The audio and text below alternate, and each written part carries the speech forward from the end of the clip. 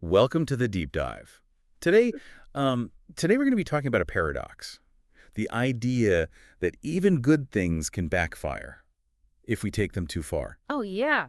You sent over a stack of research on business and management, and it's fascinating how this theme kind of runs through everything. It really From does. like individual personality traits to like company-wide strategies. Right. So we're going to explore what happens when you have too much of a good thing. Yeah. And most importantly, like what that means for you as a listener. Yeah, for sure. For sure. I mean, Yeah. it really makes you question those assumptions we often have. Totally. You know, that more is always better. Yeah, exactly. Like we all know overwatering a plant can kill it, right? Right. But who knew that too much planning for your business could actually hurt your chances of success? Yeah.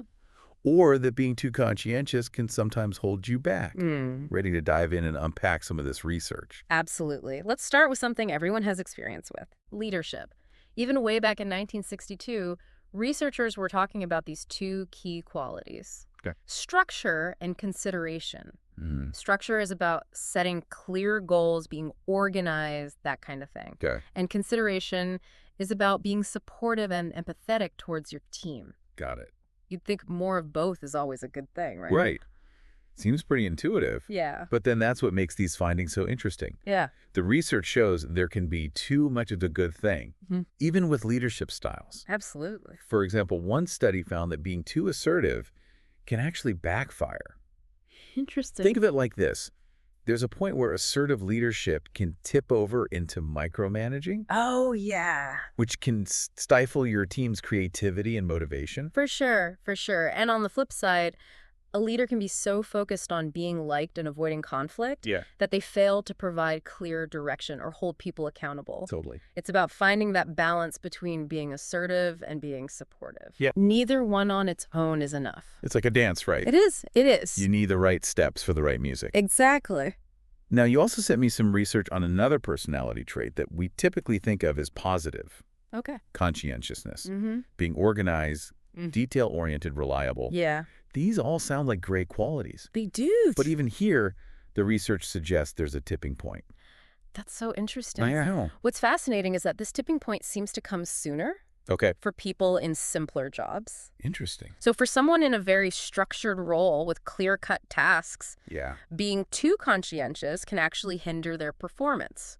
Oh, really? Maybe they get bogged down in the details or spend too much time overthinking things instead of just getting things done. Okay, so it could almost be like Yeah. paralysis by analysis almost. Exactly. That makes you wonder if in some roles, Yeah. being a little more laid back might actually be an advantage. So for all you listeners out there who pride yourselves on being super organized, Uh-huh. maybe there are times when it's okay to loosen up a bit. Absolutely. Now, shifting gears a bit, let's talk about another area where this too much of a good thing paradox pops up. Human resource management. Okay. We've all heard about the benefits of job enrichment, giving employees more autonomy, responsibility, and challenging work to boost motivation. Right. Yeah, sounds great in theory, Yeah. but I have a feeling you're about to tell me there's a catch. Well, imagine a role where you're constantly being bombarded with new challenges and never get a chance to catch your breath. Ah, It can lead to burnout and ultimately lower performance. wow. Just like with that overly assertive leader, Yeah. there's a point where too much stimulation can become overwhelming. So it's not just about piling on more and more responsibility. Right. It's about finding the right level of challenge for each individual Exactly. and making sure there's room for them to grow without feeling completely overloaded. For sure. And that brings us to another interesting paradox, Okay. the experience paradox. Uh-huh. We tend to assume that more experience is always better when hiring someone. Right. But research suggests it's not that simple. Right. Wait, you're telling me that hiring someone with tons of experience could actually be a mistake? It could be. Yeah. Tell me more. Think about it this way. Someone with decades of experience in a very specific way of doing things Mm-hmm. might struggle to adapt to a rapidly changing environment or be resistant to new ideas. That's a good point. Or they might be overqualified and quickly become bored or disengaged. That makes sense. So, it's not always the best to go for that person with the most experience. So how should we be thinking about experience when we're hiring? Yeah, that's a great question. It's clearly not as straightforward as just looking for the most years on a resume. No, it's not. It's about looking for the right type of experience, Okay. the right skills and mindset for the specific role. And considering how well a candidate can adapt and learn new things, Okay. sometimes a candidate with less experience but a greater eagerness to grow might actually be a better fit. So it's almost like looking for that Yeah. Yeah. potential Exactly. rather than just what they've already done. Exactly. This is such great advice for anyone who's hiring. Mm. Don't just get dazzled by a long list of past positions. Dig deeper and think about what kind of experience will actually translate to success in your specific context. For sure. Now, how about we switch gears and talk about entrepreneurship? Okay. Sounds good. I know you're interested in the startup world. I am. Oh, definitely. Yeah. Always eager to learn more about what makes businesses succeed or fail. Right. Let's talk about it. Okay. Okay, so we've talked about how too much assertiveness, conscientiousness, even job enrichment can backfire. Right. What about when it comes to actually launching a new business? Okay, well, let's tackle a classic entrepreneurial assumption. Okay. The more planning, the better. Seems obvious, right? Makes total sense. You want a solid business plan, market research, financial projections, all of that. Right. But I'm guessing the research you sent over is about to challenge that idea. Probably. Yeah.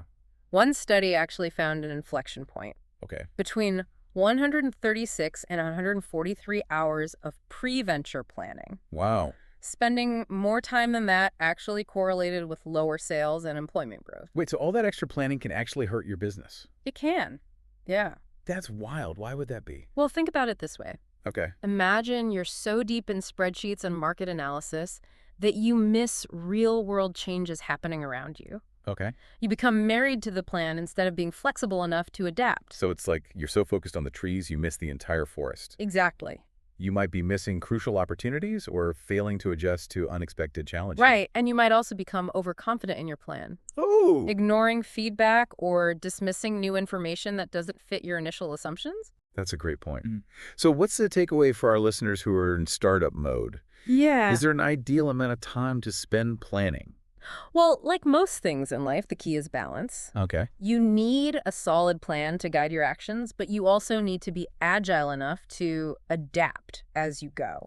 It's that Goldilocks zone. Again, not too much planning, not too little, but just the right amount to provide direction without making you rigid. All right. So another entrepreneurial myth busted. What else should our budding business owners know about? Let's talk about growth rate. Okay. We often assume that faster growth is always better, Yeah. but that's another area where things can get tricky. Okay. One study found that companies that tripled in size in just 5 years were actually more likely to collapse. That's a scary thought. Yeah. It makes sense though, right? If you Yeah. grow too fast, you might not have the infrastructure, the systems, or even the right people in place to handle that kind of rapid expansion. Exactly. It's like building a skyscraper on a foundation meant for a 2-story house. Okay. It's not going to end well. Sustainable growth is about more than just chasing revenue. All right. It's about making sure you have the right foundation to support that growth. So for our listeners who are running businesses, whether they're just starting out or looking to scale up, the message is clear. Yeah. Don't get blinded by the allure of rapid growth. Right. Focus on building a strong foundation, making sure your systems can handle the expansion, and most importantly, having the right team in place to support that growth. Yeah. I think that's great advice. Now, how about we zoom out and look at the big picture? Okay. Strategic management. Okay. This is where we see the too much of a good thing paradox play out on a company-wide level. Right. Let's start with diversification. Okay. Diversification. Yeah. The classic don't put all your eggs in one basket strategy. Right. Seems like a pretty safe bet. It's a popular strategy for sure, and for good reason. Okay. Spreading your risk across different industries or markets can protect you from downturns in any one area. Yeah, that makes sense. But there's a tipping point here, too. Okay, I'm starting to see a pattern here. So when does diversification become a problem? Well, imagine a company that starts out making high-quality athletic shoes Okay. and then decides to branch out into everything from sportswear to fitness equipment to nutritional supplements. Right. They're spreading themselves too thin, trying to be all things to all people. Yeah, I've seen that happen. They lose focus on what they were originally good at Yeah, and end up being just another mediocre option in a crowded marketplace. exactly. The research shows there's a curvilinear relationship between diversification and performance. Okay. Too much diversification can actually hurt your company's performance because you lose focus and efficiency. So for our listeners who are leading companies or making strategic decisions, how do you know when diversification is a good idea and when it's going too far? The key is to be strategic and selective. Okay. Don't diversify just for the sake of it. Think carefully about your core competencies. What are you really good at? Yeah. And how any new ventures align with your overall goals and target market. So it's not just about adding more and more things to your portfolio. Right. It's about being smart and intentional about how you diversify and making sure it aligns with your strengths and your overall strategy. For sure. Yeah. Now let's wrap up our strategic management exploration with a final paradox. Organizational slack. Okay, slack doesn't sound like a bad thing. Yeah. Isn't it good to have some extra resources and flexibility in your organization? To a certain extent, yes. Yeah. Having some slack allows companies to be adaptable, to experiment with new ideas, and to respond to unexpected challenges. So where's the catch? Yeah. When does slack become a problem? Well, think about a company with tons of unused resources, Okay. excess cash, extra staff, underutilized facilities. It can create a sense of complacency. Okay. There's less pressure to innovate, to cut costs, or to operate efficiently. It's like that saying, necessity is the mother of invention. Yeah. If you're too comfortable, you might lose that drive to push yourself and improve. Exactly. And there's also the risk that managers might use that excess slack to pursue their own interests instead of focusing on what's best for the company. Oh, that's a good point. It's a classic agency problem. Yeah. When the interests of those in charge don't align with the interests of the owners or shareholders. So what's the takeaway for our listeners who are managing teams and organizations?